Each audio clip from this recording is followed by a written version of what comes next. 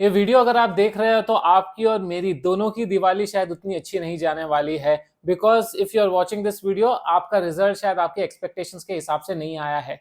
मेरी दिवाली अच्छी क्यों नहीं? क्योंकि I lost my father a couple of months ago and hence we are not celebrating it this time. मन भी नहीं हो रहा, लेकिन आप लोगों के साथ, क्योंकि इस खुशी की घड़ी में आपका दुख बांटने वाला और कोई नहीं है, मैं ये वीडियो बना रहा हूं जिसमें आपको गाइडेंस दूंगा how you have to push yourself to come up once again. जैसे मैं अभी कोशिश कर रहा हूं रोज to push myself to come up once again and become normal, आपको भी वही करना है। डिफरेंस इतना ही है कि मेरे पास टाइम ज्यादा है ठीक होने के लिए, रिकवर होने के लिए from the humongous loss that I have had, but आप लोगों के पास इस लॉस से रिकवर करने के लिए सिर्फ 2 महीने हैं, क्योंकि जनवरी में फिर से आपके एग्जामिनेशंस है।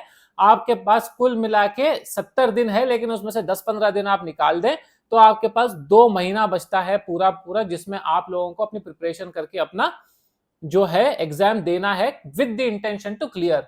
छोटा सा वीडियो है। अभी तक अगर आपने फोकस नहीं किया था, गलतियां की थी, किसी को सुना नहीं, मेंटरशिप नहीं ली, ध्यान नहीं दिया, अब कम से कम स्टार्ट कर लो, because the videos I put are only focus to help you clear, mentally आपको प्रिपेयर करने के लिए एंड पढ़ाई कैसे करनी है वो भी बताने के लिए। सबसे पहली चीज जो आप लोगों को करनी है, you have to accept the result कि हाँ आई हैव फेल्ड। काफी लोगों को ऐसा होगा कि सर मैंने एक्सपेक्ट ही नहीं किया था, मुझे तो लग रहा था 60+ आएंगे हर सब्जेक्ट में, मुझे तो 20-20 30-30 ही आए हैं। अगर आपकी वो कैटेगरी है एंड इफ यू थिंक कुछ गलत हुआ है आपके साथ, देखिए इतना बड़ा डिफरेंस नहीं रह सकता कि आप 60 सोच रहे हो और आपको आ गए 30, यानी कि you have fundamentally made some blunder in the paper, only then that big or divide is possible.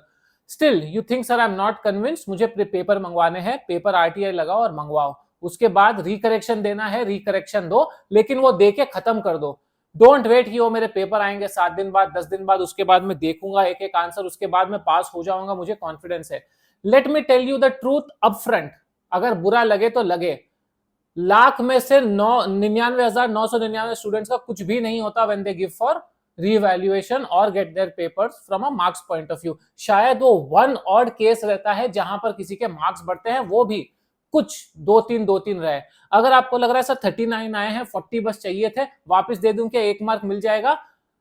Highly unlikely, क्योंकि 39, 59, 195, 196 वाले जो केसेस होते हैं, या अभी 150 हो गया है तो 145, 146 वाले केसेस जो होते हैं, usually institute also scrutinises them double.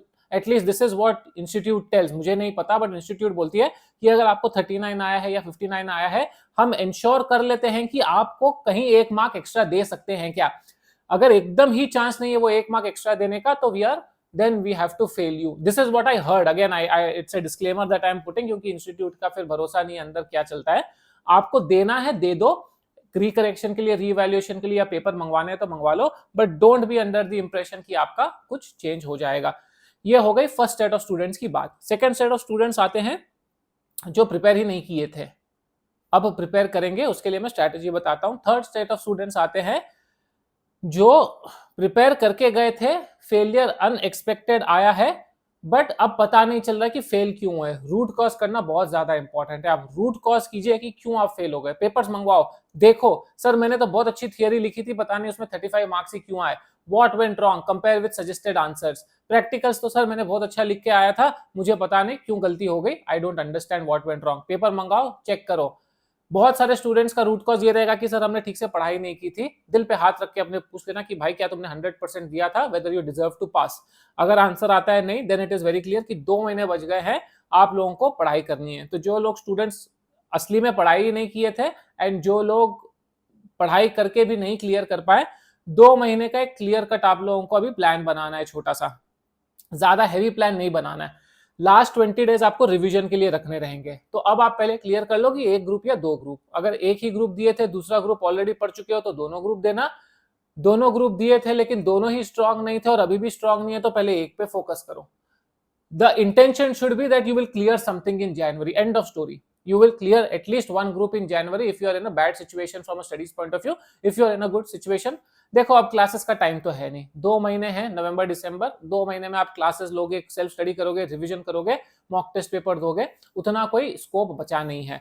तो आप लोगों को इंश्योर करना है कि आपकी प्रिपरेशन, अगर आज दोनों ग्रुप की 70 से 80% वन टाइम रीडिंग है तो आप दोनों ग्रुप के लिए अटेम्प्ट कर सकते हो, वरना you will have to first focus on one group and then form भर दो दोनों ग्रुप का एंड फिर देखना कि दोनों ग्रुप हम देंगे या नहीं देंगे। उसके अलावा अगर आपको मुझसे कुछ पर्सनली डिस्कस करना है, स्ट्रेटेजाइज करना है, प्लानिंग करना है, वन ऑन वन मेंटरशिप चाहिए आप लोगों को मेरे से, तो for a small fee you can speak with me. नीचे डिस्क्रिप्शन में उसका डिटेल्स है कि कैसे आप मुझसे बात कर सकते हो। वन टाइम जनरली मैं कॉल्स कर लेता हूँ स्टूडेंट्स के साथ, I mean single calls, and then we discuss 20 minute 25 minute जितना भी टाइम आप लोगों को लगेगा अपनी स्ट्रेटेजी बनाने में एंड डिस्कस शेयर करने में, आपकी जो फीलिंग्स है, we will talk and then we will that will perhaps be helping you a lot।